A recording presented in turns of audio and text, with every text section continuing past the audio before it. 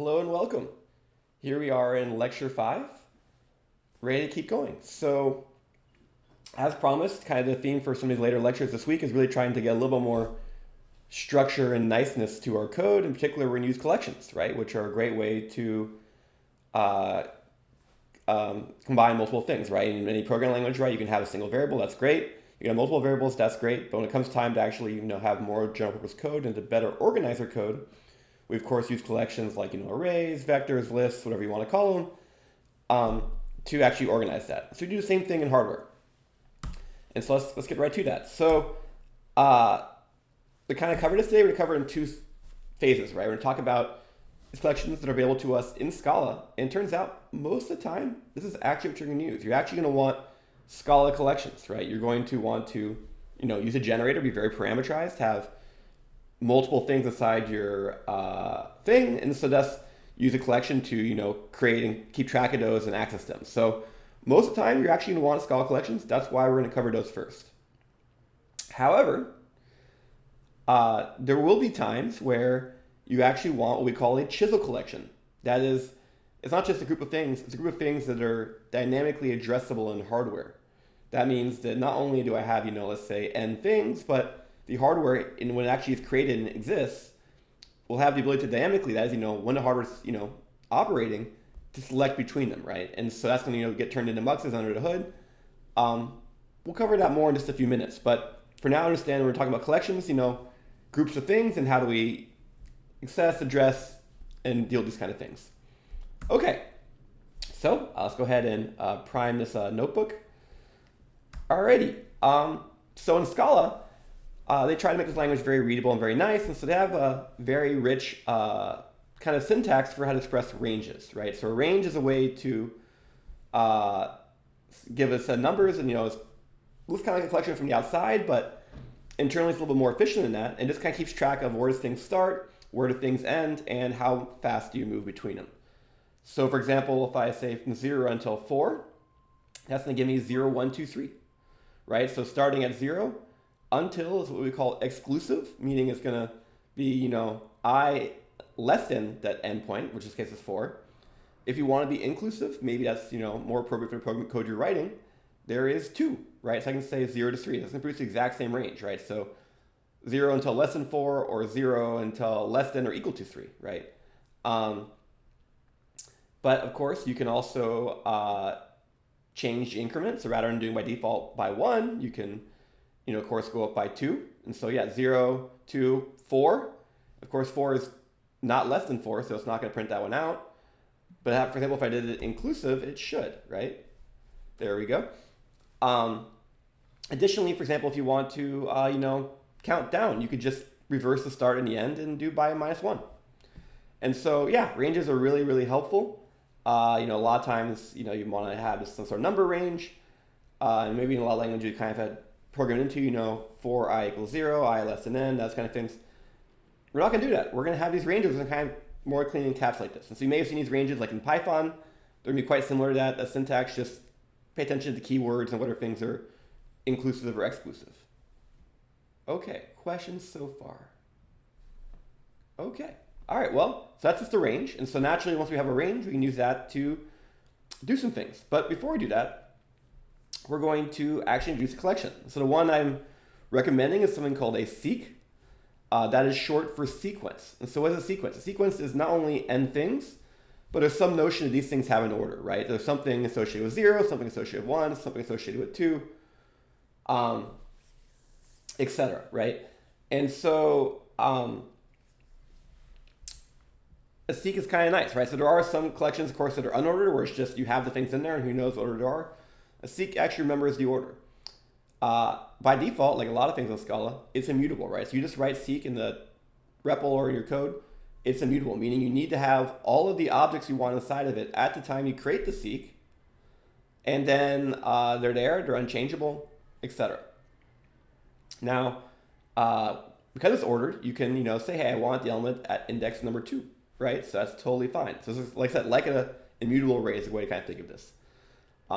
There's some nice convenience functions, as you can see. For example, I can see, is it empty, right? Or to be extra verbose, I can say non-empty, right? So Scala had these places where, try and clean the code up a little bit to improve readability. They consider things, well, yes, I have a .length option. So I can say, inside if statement, you can imagine someone might do l.length equals 0 to see if it's empty, or not equal to 0 to see if it's not empty. Well, they have, these nice functions to do that. They also have, let's say, they have is empty and non-empty. So rather than negate one to get the other, they just have both. So this is what you kind of see in Scala, that there's a lot of times there's these extra convenience functions there to kind of design to improve readability. And rather than having, there's some things you kind of trivially do yourself, but sometimes it's a little bit cleaner to use these built-ins. And very often you'll find maybe you aren't even aware these exist. And so this is one of the things I really like about using an IDE like IntelliJ. It automatically does style suggestions. And some of the style suggestions it'll do is recognize when you're not using one of the things that might exist. For example, if you do, not l.isEmpty, it might actually suggest you should consider non-empty. But if you go ahead and evaluate these statements, you can kind of see the outcomes, right? Seek is created. We can access an element, so zero-based indexing. So 0, 1, 2. So 1 is going to be that 2. This has things in it, so it is non-empty, but it is empty, right? You see 3 elements long. A few more details I want to cover quickly. One is that seek is technically one of these base classes. So if you want to look at the Scala type hierarchy, you can go see a variety of different collections. Actually, maybe see if we can go ahead and open this link and see if it still works. There's quite a few, right? But part of why I want to show this link is that you can see that amongst the types, there's this type hierarchy, right? So if you remember your object-oriented programming, you can have subtypes, and you inherit traits of the parent. Unless you override them, you can also add new things on. So you can see, for example, that seek has multiple implementations, right? And actually within a seek, those things actually have multiple implementations, right? So you can see there's index seek, linear seek, all these things. And you're probably wondering, oh my gosh, wait, there's a lot of types here. Which one do I need to use? Honestly, you can get by just fine with seek. That's why I recommend it. I think some style guides recommend being more explicit using one of these concrete base classes, knowing a little bit about your access patterns and how you want to have certain optimizations for, big O kind of efficiency things. Most times in hardware, your seeks aren't that big. And rather than spending a lot of time worrying about it as a list or a vector, especially for this course where you're just getting started, just do seek. It'll be nice, simple. Immutable, seek. There will be times when you might want a mutable collection. We'll cover that later. But for now, vanilla seek is just great. Go ahead and use those. Cool. Another detail is if you write out seek like this, this is a nice syntax to declare seek. If I was, for example, to try to just create a type by myself, for example, if I did this is not going to be valid Scala. Scala tends to use the curly braces for things involving collections and such. This is valid Scala, but it's not what you think it is, right? This actually is a tuple, right? So this isn't a collection. This isn't like a seek. This actually is a tuple. We'll cover tuples a little bit later, but that's probably not what you want. So when you want to seek, you actually do need to say, seek, and then the things following it. It's kind of a way to create it. Now, very often what's going to happen is you're going to create a seek of a certain number of things, right? So a really helpful helper function for that is something called .fill. So this is going to create 3 instances of 8. Now you can already kind of imagine fast forwarding that, for chisel, you might say, I want, 3 registers, right? That might be something you might want to do. And so it's important to remember, even though I keep saying seek is immutable, what's really immutable is what the contents of that data structure is, right? So for example, talking about seek, these are going to be references to other things potentially, leaving that data structure. The things they point to aren't necessarily immutable, right? So for example, if I was to populate this with registers, I can still connect those registers to other things or connect things to those registers, right? And when you connect something, there's some internal mutation going on in that chisel object. That's totally fine. But the point is the seek's going to maintain an immutable reference to that chisel object, right? So it'll become more clear in a second when I show you some code. But just for now, this is seeing the seek. If you also want to see the class, you can do that too. You can see it's an immutable collection. Cool. I'm going to pause for questions so far. Oops. close. All right, great. Let's keep going then. So we just covered C kind of as a collection. We can also now talk about how you might use a range in a for loop, or just for loops more in general. For is a really powerful construct. It's not just blind iteration. You can kind of do some nicer things with it. And so we'll see kind of what we're going to do with it, right? So in the simplest case, you can do for the thing you're iterating, the iteration variable, and then the range, right? Whatever you're iterating over. So for now, it's going to be a range. This could just as well be a collection, right? So if we go ahead and run this, we see, yes, I am printing 0, 1, 2, and 3. Great. So because I did until, the range is exclusive, does not include for. And that works just fine. And like I said, you could actually do fors on the seek. So although I recommend using a range for this exact example, you can still see I could do, seek 1, 2, 3 like the prior slide. No problem, right? Cool. So you can do, some sort of collection or iterable on the right side, the variable we're assigning to, and then boom, this gets evaluated that many times. Neat. Alrighty. What else can I do? Well, with this kind of, iterator syntax, there may be scenarios where you might want to pass things between iterations, and C, you're kind of used to be able to mess around with the I variable sometimes, what can you do? Well, if you really want to go mutation routes, you can use a var. Now, I don't like students using var too often, but sometimes if you use judiciously, it can be good. So for example, maybe I don't want the current iteration, maybe I want the prior iteration, for example. And so I'm going to remember what I was previously, and go through it.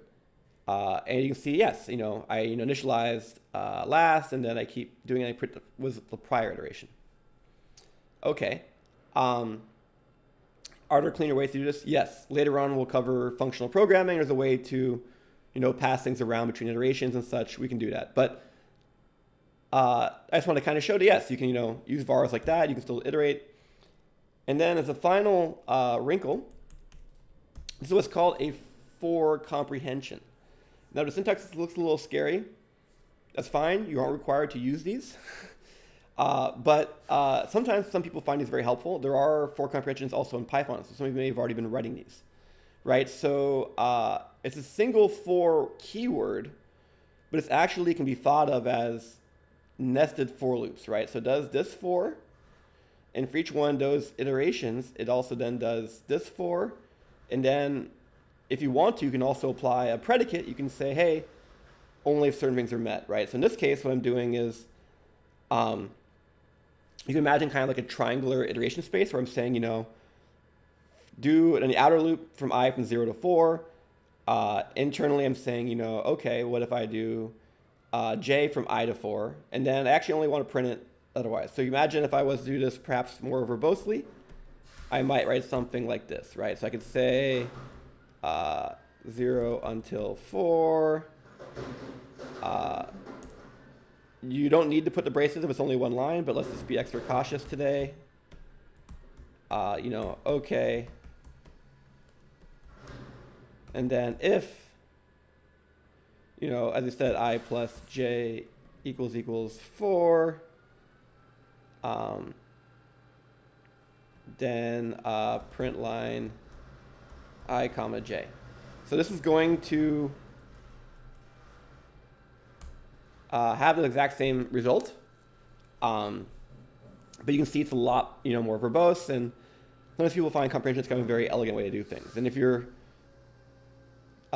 really careful, you can use all sorts of amazing things with these comprehensions. But I just wanted to make you aware there if you're excited about that. If you're not excited about it, if it seems scary, you can do really great chisel generators without for comprehensions, and you'll do just fine in this course. I'm not going to include that in any of the given code or anything like that. Cool.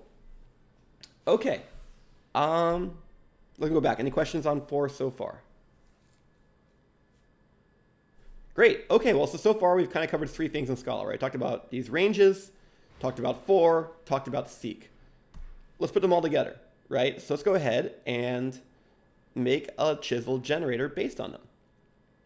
So now what we're building is something I'm calling a delay line. Other people might call this a shift register.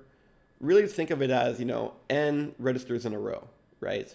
Where data comes in and this gets passed to next register, and there's just n of these registers, one feeding into the next. That's kind of what the thing we're trying to build, right? And so you can imagine this is helpful, right? If I have some data value at some time, and I have a data value every cycle then forward, but I want to kind of delay them a few cycles, that's what we use a delay line for. Okay, so how might we go about building this? Well, we can see, of course, our input is going to be io.in. We have an output io.out. For now, we're doing bool. We could easily change that to more sophisticated type. What are we doing? Well, we are making sure that n is greater than 0. If n is 0, delay line kind of degenerates a little bit. Okay, but we can deal with that. At least this code won't work well if n is 0. But what are we doing? Well, we're going to create this regs, which is a Scala seek. It's a collection that's going to hold n registers, right? So this is how we instantiate a register, right? We're using that fill constructor to create those n copies. So regs is an immutable reference to that collection because it's a val, so I can't make it point to anything else. That sequence is also immutable, right? That sequence internal values holds these chisel objects. It can't hold anything else. It's immutable. However, these registers, we're going to go ahead and actually change them by connecting them to things, right? So for example, we're going to take the first one and connect this input to io.in, so we're doing that connection. Then for the connections for all the ones in the body in between, we're going to iterate through, right? And so in particular, we're going to start at 1, because we already did 0, right? And then for each register, we're going to connect it to its prior register, right? So you can see, I being connected to I minus 1. So we're going to do that from, 1 until, n minus 1, or 2, I should say, n minus 1, because we aren't doing the exclusive. And then when you finally click this last one's output to the output, and we do it, right? So, cool. That's the way to do it in Chisel. We see here using and taking advantage of seek and for. If we ignore the boilerplate initialization code, kind of zoom in to kind of the key portions, right? The key portions is what the assignments are, right? You see the IO comes in, it goes into one register, and then that register passes on to the next register, and you kind of see those two registers being passed on as we asked it to do for 2, right? If I asked it to do for only 1, of course, it would be even simpler. We can see, it goes into register, and that register is connected to the output. Okay. But hey, we made a generator, so why not go with like 5? No problem, right? So now you can see it kind of passes through the delay line, right? The IO comes into reg 0 goes into reg 1 goes into reg 2 goes into reg 3 goes into reg 4, right? So cool. This is all happening in the Verilog, right? So you can see that, we built a nice little tidy generator. Let me pause for any questions so far. So you can see our array is kind of an example of us taking advantage of the, having a more full-fledged programming language like Scala to kind of make some nice little hardware where, we're using a lot of Scala, right? Seeks, a for loop and stuff. And then it's just using that Scala to kind of construct the things we want in Chisel, right? In this case, we want to instantiate an arbitrary number of registers, and we want to connect them together in a certain pattern, right? That's what we're doing. And so it's already kind of pretty, flexible component, right? This isn't just a single instance, right? We already have the ability to kind of handle multiple things. Cool. Oh, one minor detail I think I saw in a private chat was, why require? Didn't I use assert last week? So require and assert are both available in Scala. They behave very similarly. There's some subtle differences. In theory, require is intended to check the correctness of arguments to a function, right? So use that to see if our input's okay, as opposed to assert's more about the internal state. Technically, one actually throws an exception and one throws an error. That's a pretty small nuance, because usually if you have an exception in your Chisel design, you don't want to kind of capture and continue. You want to kind of terminate things. But yes, you can use assert or require. So if you want to be more formal about it or correct about it, you should use require when you're talking about inputs, parameters, and assert about your internal state. But that's a very nuanced point. If you use either one most of the time, that's going to be fine. Also worth noting that So require is definitely a Scala keyword. Assert is available both as a Scala keyword and usable, as well as a chisel keyword, right? And so how do you tell the difference between the two? Well, it depends on the type that gets passed in here. So if you're passing in a comparison of, Scala things, the result type is going to be Boolean, and it's automatically going to go to the chisel assert. If you are comparing chisel things, and the result of your chisel things, if you're using a triple equal or something like that, is a bool, a chisel type, it's going to use the chisel assert. What does it mean to have an assert in hardware? It doesn't exist in the hardware, but it will exist in simulation. So when you're simulating your design, if that assertion fails, you will be notified of that. Okay. Alrighty. So let's appreciate our delay line. Here we have written it as a for loop where, everything here is immutable except for these chisel objects, which we're changing connections to, but otherwise the structure is immutable, right? As an alternative, maybe, just to kind of contrast design styles, maybe we could write this with a var, right? So we're still going to use the for loop. Now our for loop is going to cover more of the iterations. Remember, before it was 1 until n, now it's 0 until n. And we're just kind of using this to remember the last thing we connected to, right? And we're also going to use that reg next, which kind of, remember is from last lecture, that's going to construct a register whose input is connected to this thing already. So it's kind of already doing this all for us. So if you kind of compare these two code bases, you can see that, we were instantiating registers and then connecting them one by one. We also kind of special case the first and last. Now if we go over here, we can see that we no longer need special case the first one anymore. It kind of gracefully folds into this code. And both the register instantiation as well as connecting to its input is done by regnext. So this is kind of a little bit of a simpler thing. And this is going to produce the exact same hardware. That's one of these things where we're changing how the Scala is being called, executing, but in terms of the net operations of creating, registers with this topology connected in this way, that's unchanged. That's why our generated Verilog is going to be unchanged. Now, technically, you can see there's slightly different names used in the emitted Verilog. That's just, where does the chisel compiler get these names to pull from? Where on the prior slide, it could pull from this regs variable because regs actually existed. As opposed to here, this regnext is anonymous, right? There's no name given to it. It's temporarily assigned to lastcon. If I was able to make this longer, you'd see the chisel compiler kind of automatically inventing names involving reg. Fine, right? But yeah. Okay, so I'm going to pause for a second. I think I saw a question coming in chat. I'll make sure I'm very clear about that. The question first was, what's the difference between a bundle and a module? Great question. So you can think of a module as, a piece of hardware that has not only I/O, but also some internal components, right?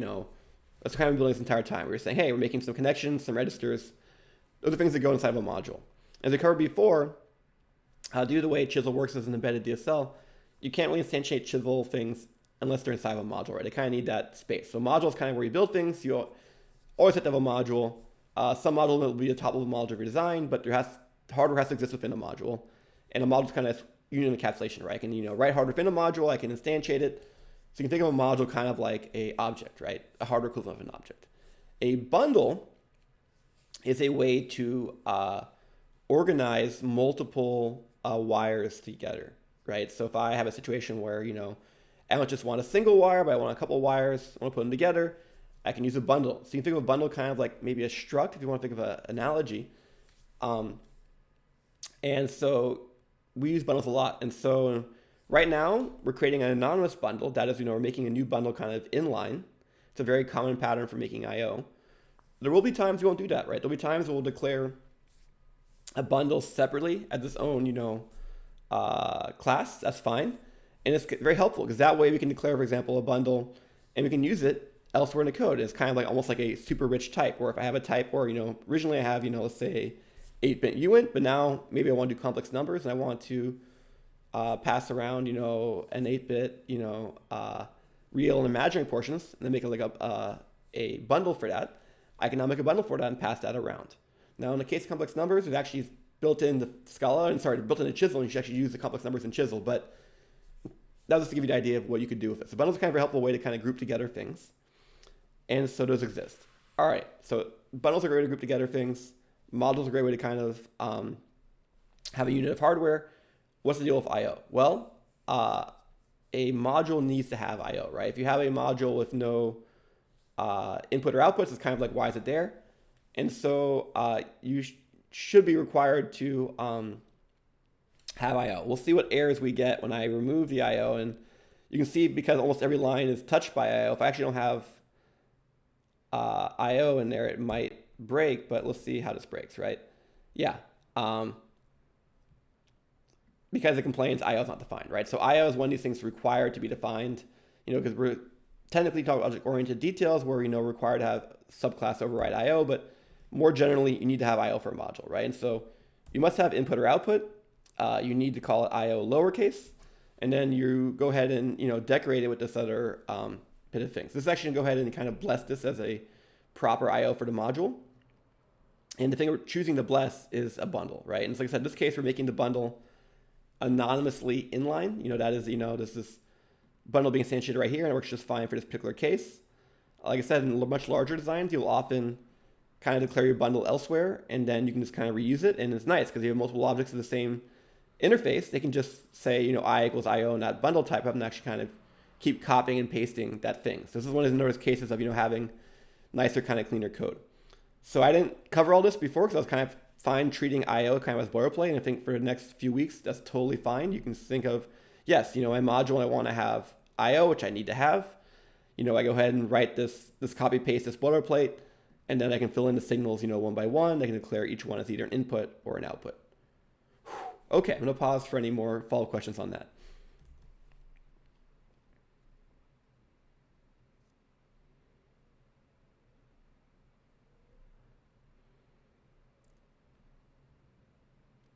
Okay. Cool. Alrighty. So taking a step back, we can see comparing two versions of this code, doing the same thing. One is, purely, purist, nothing's mutable in here. Using a var, maybe it's a little bit tidier. I'm just showing this to make you think about what to use more intuitive, consider our options, kind of think about that. I'm not gonna say one is definitely better than the other. These are two, in my opinion, kind of have trade-offs. What else can we do? Well, we can also use for in testers. So this is a little bit of a giveaway for the lab. If you haven't finished that, it's due tonight. So for the lab, I kind of imagine folks would manually write out the test cases, but if you want to use the for loop, which we just covered right now, you totally can.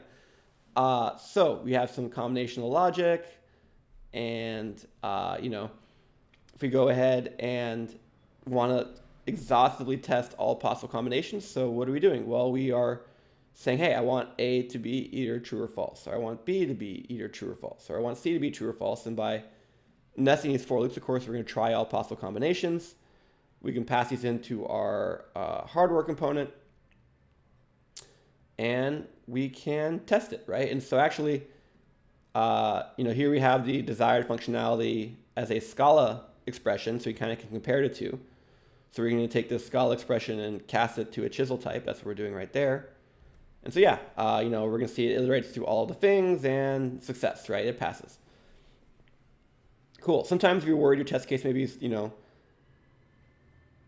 good to be true, you're worried you got something wrong. Well, sometimes it's good to break a test case and see what it looks like when it fails, right? Oh, wait, yeah, things didn't match up. Okay, good. So here we are using a Scala print to print out from the test bench. Maybe you want to print from the module, right? So remember, these print statements don't exist in the generated hardware, but they do exist in simulation only. Also remember that printf is only validated only once per cycle. So because this was combinational logic, we had no reason to advance time. We could change the inputs. When you change an input, it immediately updates the output, and we could do the expect right away. If we want to actually use printf, we're actually going to want to advance time, because otherwise we run this. I think there's a question about this in the Slack. Oops, I should remove that print while I'm at it. We only see the print once. So I should actually reevaluate that too. Then reevaluate this one. Reference IO is not fully initialized. Oops, I didn't need to comment that out. Okay. And then, yeah, so we see, okay, the printf happens only once. Okay. But, if we advance time, so that way each test case gets its own clock cycle, then we can go ahead and see, it do the printf 8 times. But I mean, more generally, you can see that if you want to do exhaustive testing, fors are great, or just test certain things. You can use for in a lot of places, right? We'll be covering testing more concretely next week and throughout the quarter, kind of talking about how can we design better for testing. But this is kind of just, once again, agile approach, right? We're getting our feet wet, get our hands dirty, etc. Use more metaphors, but getting things running, and then keep improving and getting better, right? So here we are just getting a basic tester, we'll get a little more smarter, a little more sophisticated about it in just a few lectures. Cool. Questions on this?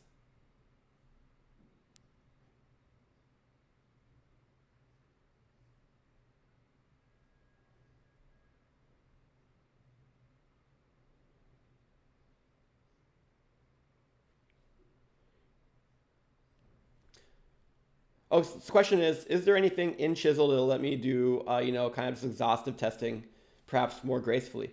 I'm not aware of it, but perhaps in someone's Chisel code out there, they've written a helper that does this for them. You can imagine this is the kind of thing where it's nice about having a programming language like Scala is you can say, you know what, I would like this. And rather than, waiting for someone to change the Chisel language, I can go ahead and build my own Scala code, put that in like a .util file, like that, right? And have that available in my project, and I can make these convenience kind of helper functions and kind of build things on top of it, right? So yeah, you totally could. Maybe you don't like writing seek true false, right? So maybe instead what you want to do is say, val options or, all combinations equals that. And then you can go ahead and do this, right? And this should do the same thing, right? So you can kind of find your own ways about how you would like to tidy things up. And what's cool is you can kind of build up your own abstractions. And language like Verilog is kind of like it features in language. You can use it, great. If it's not a language, sorry, right? That's all you get. Versus here, it's like, yes, the Chisel library is kind of just like base thing we're working with, but you can kind of build all sorts of arbitrary, nice abstractions on top of that because we have a full programming language available to us. That's kind of one of the nice features of having an embedded hardware design language. Cool. Good questions. Yeah. When it comes to testing, I'll cover this more in the future. Sometimes exhaustive testing isn't always feasible, right? You have something that's like, too many possible combinations. So you might need to be a little bit more deliberate about testing. But yeah, for exhaustive testing, yeah, you could definitely imagine making something a little tidier. Like so maybe you could replace this with all combinations. Maybe you also could, instead of doing 3 for loops like I did here, maybe you like the for comprehension, so you can write that as a for comprehension, make it a little bit tidier that way too. There's various ways to kind of improve it. I really go for readability, and so I sometimes will be hesitant to use super exotic features like for comprehensions if it's not going to give me a lot of bang. In this case, removing a couple of for keywords and replacing them with semicolons doesn't give me a lot of bang. But that's a personal preference.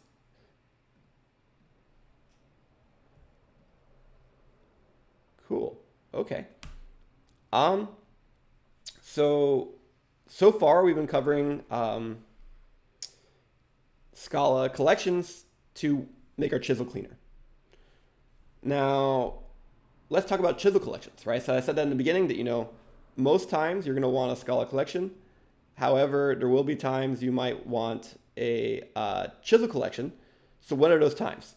The times you need a Chisel collection, there's really 2 common cases, right? One, the hardware needs to dynamically address. So I mean dynamically addressing is while the hardware exists and it's operating, it is choosing between things, right? So, I want thing at index 2 versus index 4, and which one I'm going to be needing depends on what some data value has that cycle, right? So that's dynamic addressing. The second case, and that's going to be implemented by Muxus under the hood, right? The second case is if I want to make a very parameterized generator and I want to parameterize the number of ports. How do I express the fact in my bundle that, I have some number of things that could be unknowable until the generator is actually running? And so the way to deal with that is, like I said, with a vec. And so a vec, the syntax is pretty nice and tidy. Oops, I didn't mean to do that. Number of elements, comma, the type, right? And so I'm going to keep repeating, folks, you most often want a Scala collection. One of the most common, I think, mistakes students make is they get this attitude of, vec, use vec everywhere.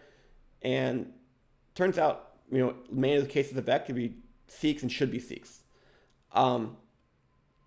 But if you are going to use a vec, what do you put in it? Well, sometimes you might want wires. Sometimes you might want registers. Now, coming from the software world, you might be thinking, oh, vec's like this, object, and I'm just, parameterizing it by type. A better way to think of it is more like vec is taking your type and replicating it. So if I have a uint and I say I want a vec of 2 uints, it's kind of like I've now made a new type that is 2 uints together and are addressable as either 0 or 1. And the reason why I kind of phrase it that way is that now if you want to have a register of, a collection of registers addressed by a vec, when you actually write the code, it's reg of vec, right? So reg is on the outside, vec is on the inside. But maybe in your mind, you're kind of thinking, I want a vector of registers, because you're kind of thinking vector is kind of the addressing, and this order is the one that actually is the one that works, right? And the reason why is that register is a physical thing, right? You're going to have a register. Vec's like a type. So to do a type to a physical thing is a weird operation, but to make a physical thing of a type makes sense. This is why the language designers kind of chose this particular order. So you put reg on the outside, vec on the inside. You can also put wire on the outside, right? I can say, hey, these are just wires. They don't have any state. They're just holding it, right? This is a very common thing to invert these two. Early version of Chisel even allowed the other order. But this is the current best practice and only the thing allowed by the language. And if you get the order inverted, it's gonna complain. Cool. Okay, so I saw a question in chat. How does memory compare to a reg of vec?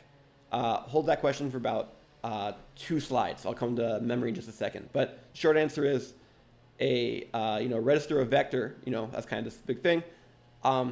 Yeah, that has state. It remembers things. So in many ways, it does operate just like a memory. That's the short answer for now. Okay, and so let's say, for example, I was trying to build a mux, right? So we saw how to do muxes before, but maybe instead of doing a mux on 2 inputs, I want to do a mux on n inputs. Well, I can just, build this little module here. So here I'm taking in the number of inputs. I'm also taking the bit width. I can make that parameterized. Why not? How am I doing this? Well, I'm using a vec to parameterize the number of ports, right? Because this mux will have n ports, so I need to capture the fact that it has n ports, and each of these ports is a, uint of width m. Additionally, I need to have a selector to choose between them, right? And so how many bits is that selector? Well, it's the, log base 2 of those number of things. And actually, in cases where n is not a power 2, we want to take the ceiling to make sure there's enough bits. We're going to go round up, right?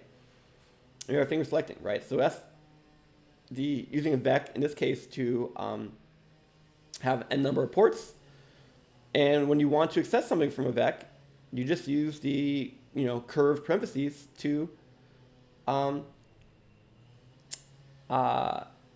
ahead and access it, right? So, for our 4 input case, what's going to happen? Well, under the hood, this vec's can get turned into muxes. So you can see it's actually turning into multiple muxes in the Verilog. A smart CAD tool will recognize this and make this more graceful and elegant, but this is very parsable Verilog by a good CAD tool. You can kind of see what's going on, right? For example, it's saying, hey, is my input IO select equal to 1? If it is, then give me IO in 1. If not, give me IO in 0, right? And then, okay, well, what about, is it 2? If it's 2, then give me 2. If it's not 2, give me the result of the prior thing. So you can imagine how this kind of turns in hardware. So it's kind of this unbalanced tree of muxes doing 2 to 1s. Like I said, any reasonable CAD tool is going to recognize what it is and do the right thing. But that's the way the Verilog gets expressed. But the cool thing is here we are using a vec, right? So you see the vec doesn't really have any artifacts in the hardware, but we're creating this dynamic addressing, right? We want to be able to choose between these things because the hardware wants to choose between things when it actually exists. And of course, this is parameterized, and I can, doesn't need to be a power 2, we're not requiring that, so it'll do that just fine. I can also, because like I said, we have that functionality, make this, a wider type, right? So I already kind of built a very nicely parameterized object, and we kind of see what's going on with it. Cool. Okay, I'm going to pause for any questions on vec.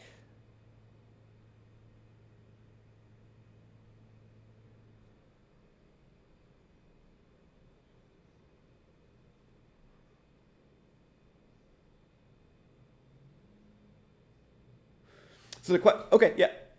Yeah, so the question is, how do I hang on to a register value beyond a single clock cycle? So yeah, so the answer is, if you have a wire, right, if you're not continuously assigning that wire that value, let me pause and redo that.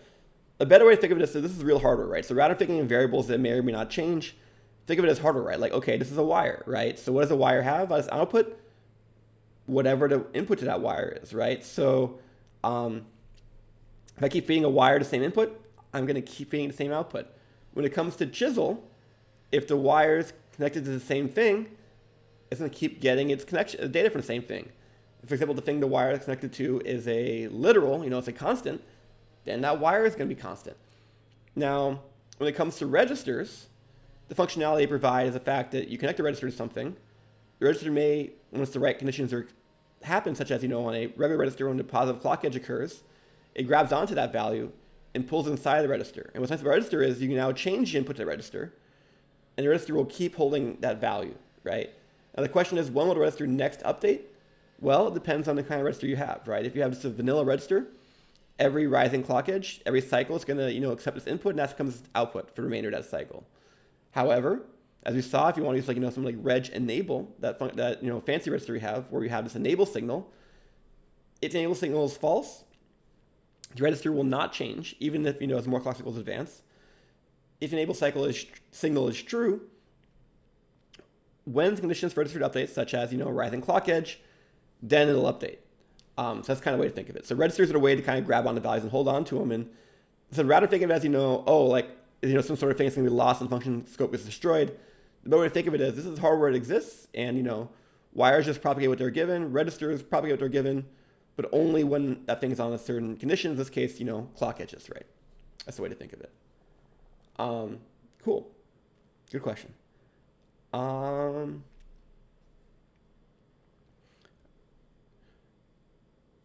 right. So then we kind of saw some of the prior slides, another example of it. If I want to use vec to parameterize number of ports, so maybe I want to build something that I call the reducer. And what the reducer is doing is given, n inputs, it adds them together, right? So this perhaps isn't the most efficient, way of doing it. I use n adders. You can imagine if you're having a very long critical path, or n-1 adders, I should say. But here's another example using for and vec, right? So we need to have at least one of these, otherwise this code doesn't really work. But what am I doing? Well, I'm sheeting and using var. And what am I doing? Well, okay, I'm going to take the total so far. So I'm originally starting with 0 as my original total. And then for the remainder of the iteration space, I'm going to say, hey, let's go ahead and, reassign total so far to be that thing, what it was before, plus iota n equals 1, right? The current thing, right? So, and then eventually total so far is going to be past the output. So let's kind of go through this very carefully line by line, right? So what is total so far? Total so far is a Scala reference. And because it's a var, we're allowed to continuously reassign it. We can keep changing what total so far points to. If it was a val, we couldn't. Okay, so I have this mutable reference. I can keep pointing different things. What is it pointing to? Well, initially it's pointing to io.in 0. So this is a chisel thing. And it is a particular thing. So it's pointing to a particular chisel thing. Then on this next line, what am I doing? Well, this expression is going to create a new chisel thing, right? This is a chisel thing, in this case, addressing a portion of the vec plus a chisel thing. So this is the result of this is going to be, the addition, right, of something. And now I'm assigning that to total so far. So now my mutable reference is changing from what it was before to now this thing, right? So you can see as this loop iterates, it's going to keep, making an adder and then changing what total so far points to and kind of create the whole thing eventually. Notice how here we use an equal sign because we aren't connecting the hardware. We are just reassigning a Scala variable. We actually only make one chisel connection, and that's right here at the end, right? We say io.out, connects to total so far. That is the last thing, right? So what's happening here is that, connections are being made when I'm making this addition operation. It's connecting to its inputs, which is, io.in1, I, and total so far, right? And total so far, of course, is a reference to whatever the chisel object was the last iteration. So that's kind of what's happening. It's kind of this code's executing and building its way up. We're already getting into kind of the examples the generator is kind of running, so I want to make sure we really kind of talk these over and people understand what we're covering. So a question from chat is, okay, I hear I used the vec for the input. What if, instead of using a vec, I did the following?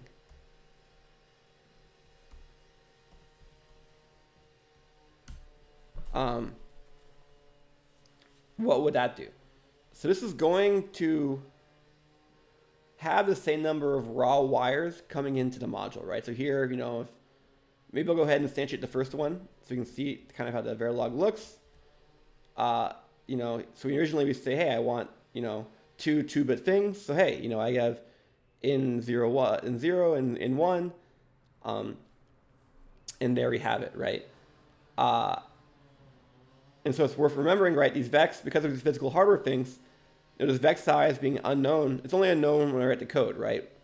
When the code runs, it's going to have a specific size, and that's going to cause a specific thing to exist in hardware. In this case, it's going to get turned into, each element gets its own variable, right? Okay, so yeah, you can see here we have, 4 bits of in coming in, 2 bits of out coming in. If I wanted to have, let's say, more elements, which I can do, yes, I now have 4 elements coming in. They get connected together. Here's kind of, our adder tree existing. And then we finally have the final output. Okay, now coming around to a suggestion from the student, what if I were to do it like this? What's going to happen? Well, it's going to break the code as written. But beyond that, what it's going to do is it is going to create enough bits, but they're not going to be organized kind of in the way we want, right? Oops, I didn't get one too many of these. Okay. So yeah, so 2 times 4, we have 8 bits. Now it's this giant super wide bus coming in, right? And the thing is, because I don't want a single bit at a time, but I kind of want to do multiple bits at a time, it's a little tricky, right? So we could, very carefully do that thing from last lecture or 2 lectures ago. We had a bit extraction. You can say, okay, I want bits, 0, 1. I want bits 2, 3, bits, 3, 4. If I want to make it more, generalized, I could say, I to I plus 1, I to I plus 2, or, etc. We can do that, right? But the vec is nice because it kind of provides this cleanliness, this abstraction to us, right? And I want to point out that with the original code, not only is the vec kind of better encapsulating and organizing our code for us, but you also don't see the vec in the Verilog, right? That the vec is a shorthand for us as a developer, where we kind of have tidier code rather than me manually having to copy paste my code 4 times. I can make a vec and say it's of size 4. But yes, when it turns into hardware, we need to actually have these things exist as, that many things. This is a great conversation. Please ask any follow-ups. Okay, so that question was answered. Okay. But yeah, so it's kind of the point. You're kind of seeing us playing around with this, where we are doing this. So one thing I want to point out, as I mentioned, I think this a second ago, is I said, most times you want a Scala seek. If you go back to some of our prior examples where we use Scala seek, remember, there was no sign of a seek in the hardware, right? Yes, we had multiple things, but the hardware, each element got its own, variables and such, right? And the reason why is, remember, the seeks are just the way for the Scala code when it's running to do what it needs to do. But as the code executes, it's going to have, executing chisel commands, right? Because it's for loop, we're going to call this thing, 5 times. And we're going to, do 5 chisel connections, whatever we need to do. So the point is that the hardware doesn't need to dynamically address, right? The connections are known statically. At the time we make the hardware, we know we want, 0 to go to 1. We know we want 1 to go to 2, etc., right? And so most of the time you're happiest with a Scala collection. Now, like I said, the 2 cases you want to use vec for are if you want a dynamic addressing, like we did in this mux example, where the hardware doesn't know which one it wants, and it's actually choosing, right? We're actually putting in muxes to choose, or if we want to express the fact of the number of ports, right? So now in this example, we express we have a variable number of ports, but the hardware isn't actually putting any muxes in. And the reason why is that the Chisel compiler is smart enough to recognize that I'm accessing a vec with a constant address, even though here it looks like a variable. When it's actually evaluated, there's going to be a concrete number in there. And so this is a concrete number and not a Chisel type, right? So if I have a uint coming in here from Chisel, then it's obviously need to be dynamically addressed. But if it's a Scala variable or Scala number, that means that it's known statically at the time of making the hardware. Then it's able to recognize that and kind of basically do constant propagation with vectors, or vecs I should say, and so such that the muxes aren't instantiated, does this. And so this is why I think students sometimes get confused, is that the compiler actually handles vecs pretty gracefully where you can do this kind of stuff. That being said, I really recommend getting in the habit of using seeks rather than vecs for everything, because there'll be plenty of nice functionalities that seeks provide that vecs do not. And when you start getting larger designs, unnecessary use of vecs actually can slow down your compile time a lot more, because the compiler is doing a lot of work to optimize and handle your vecs. Cool. Any questions?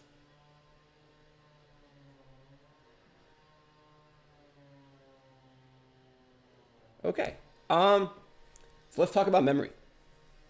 So when we talk about memory, what does it mean to have a memory? Well, think about what do I semantically expect for a memory? Number one thing I expect is some sort of notion of, some sort of numerically addressed thing, kind of like massive array, right? I want address 10, I want address 20, I want to get some data back, right? So given that, it's kind of what I think of a memory. There's different kinds of memory, right? There's memories that are mutable or immutable, and also different memories have different delays, or when it comes to hardware, different memories, different ways of being instantiated, right? Different physical things we're building them out of. So as a starting point, let's talk about just building what's called a ROM, or a read-only memory.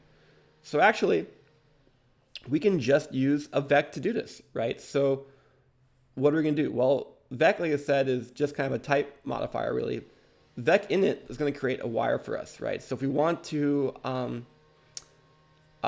create this, collection of things, what are we doing in this code? Well, in this particular example, we're creating, a hardware lookup table for division. So rather than, building a hardware divider, which might be more hardware resources than we want, we're going to build a ROM, a lookup table to basically say, okay, given the input, I'm going to go ahead and do the thing automatically. So more concretely, what does it do? Well, this hardware given an input is going to be take that thing in and then divide it by whatever x is. And whatever x is going to tell us the answer. So that x is actually known at generation time. It's a parameter, right?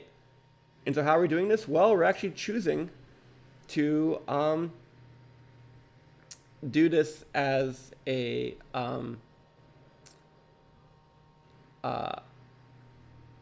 vec, right? So let's talk about how we're doing this, right? So what we're doing here is we are making a sequence. We'll cover the syntax of this for loop in just a second. And then after all of this code, we have a sequence which holds what we want. And we're going to put that into a table with vec in it.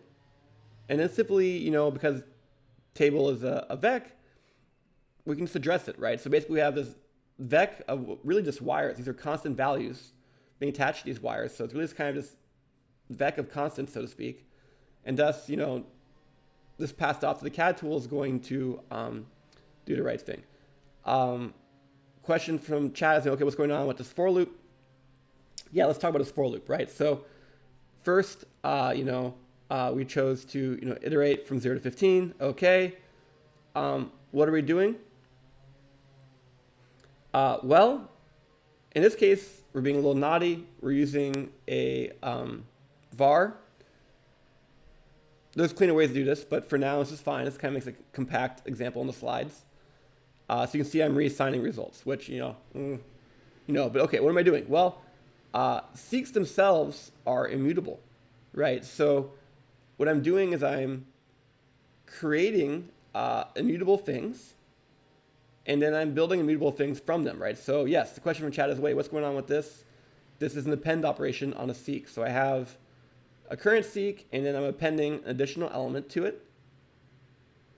and that creates a new seek. And so basically, results points to a seek, and I'm going to keep making it point to newer seeks that it's actually the result of appending each way, right? So in the end, we're going to end up with a, results holds a seek of length 16. And what are we appending? Well, here we are doing a Scala math operation. We're saying, hey, take the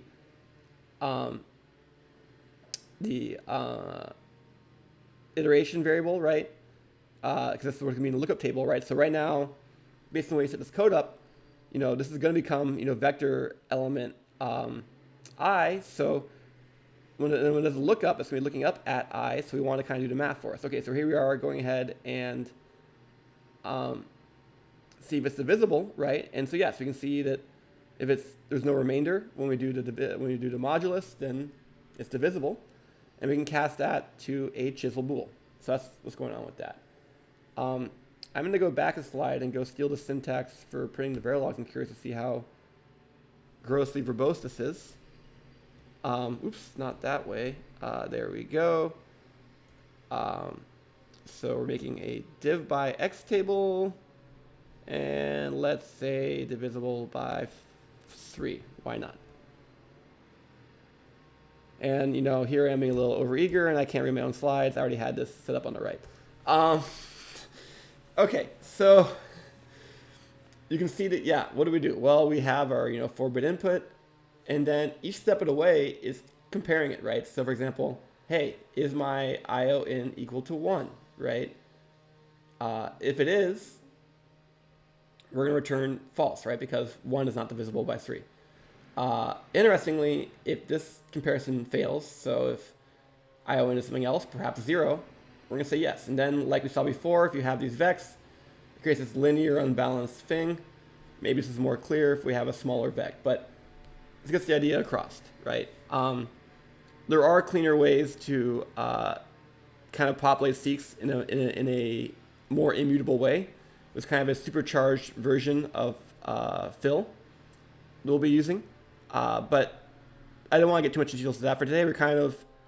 I'm doing a little bit of a mutability crutch today to kind of help us get things going, but we'll keep finding ways to avoid the need for this kind of more graceful using features of the language or even functional programming. Cool. Okay. Questions on this? Okay, so far we built a read-only memory. And so a vec connected to things that are constants, that's read-only, right? Because they aren't going to be changed, and they are known at hardware creation time. So hardware is created, the CAD tools know, oh yes, this wire is always going to value 2, so I can just connect this directly to 2. But yeah, what if I want to actually have things that change, right? So then you actually want an actual memory, right? So Chisel calls these mem, and depending on the circumstances, you don't know what you're going to get, right? So what Chisel does is it provides semantics for you to express how you want to operate and behave. But when this gets passed off to CAD tools, are you going to get registers? Are you going to get SRAM? No guarantees, right?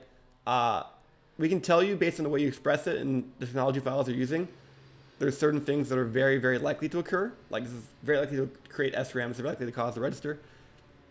Once again, not guaranteed.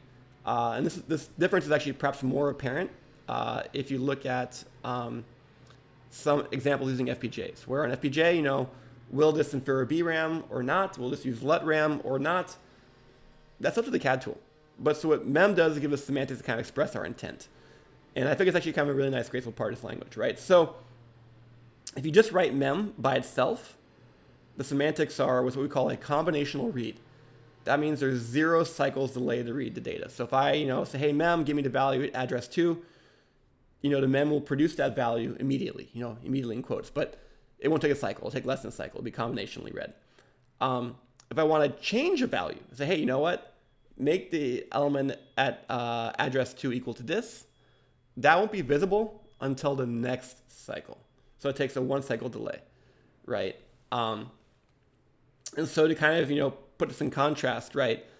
Let's say, for example, I had a register of vec, a wire of vec, right? So if I had a wire of vec, if I change any one of those elements, that's immediately visible, right? So it's, immediately read, immediately written, so 0, 0 delay.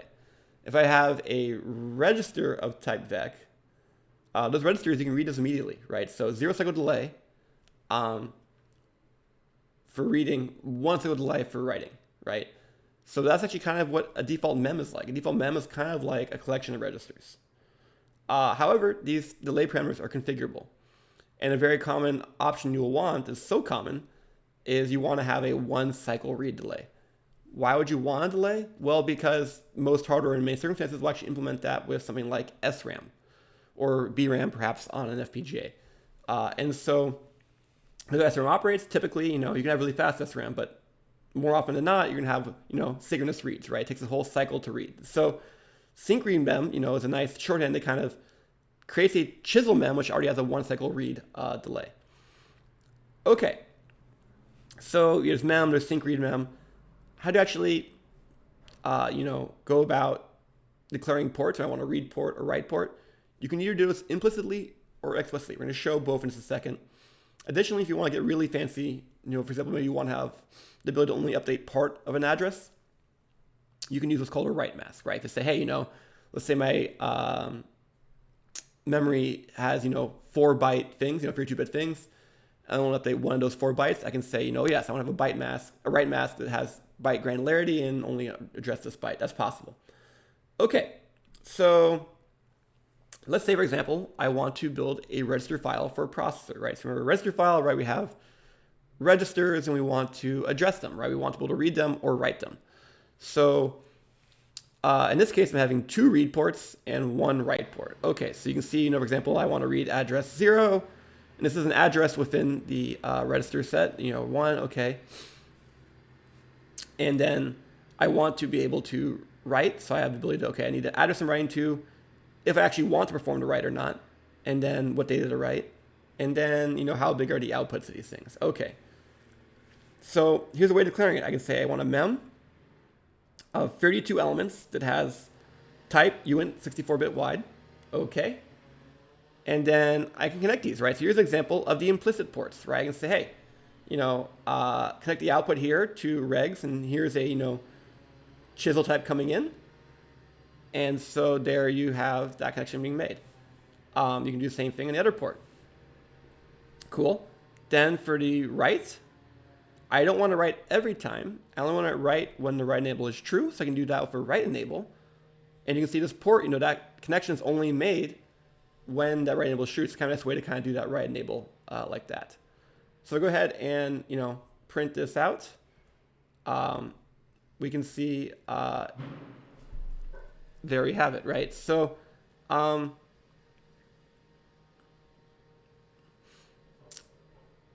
you can see it's kind of a little bit verbose, right? Because we have, we're reading the wrong code here for a second. There we go. So now we can kind of see what's going on. Here's our ports. Yeah. But then the neat stuff is we can see a few things, right? We can see that, for example, we are, where's the declaration, right? You can see that here's the write being done. And then for the reads, you can see that. Where are the wires coming from for regs? Well, I think I scrolled past that. There it is. So this is Verilog syntax. You don't necessarily notice, but this is saying, hey, I want 32 64-bit things. So Verilog does kind of have an array-like construct, and that's getting created. Okay, so we've created our register file. This is pretty nice. And here I've hard-coded some literals, so it's not as parameterized as it could be, but it works, right? And if I just do more things, I can get more read ports, right? So the ports here are kind of implicit. I'm just accessing regs, and the tools are figuring out, okay, you need a read port for this, a read port for that.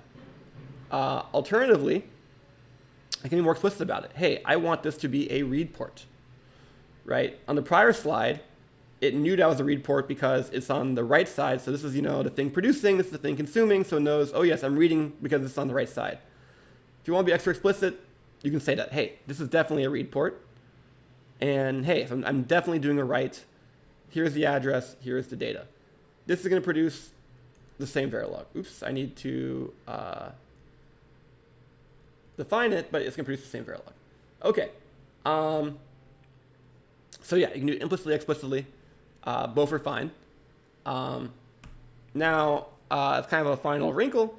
let's talk about what if I want to parameterize the number of ports, right? Which, hey, we can combine vec and mem, no problem, right? So hey,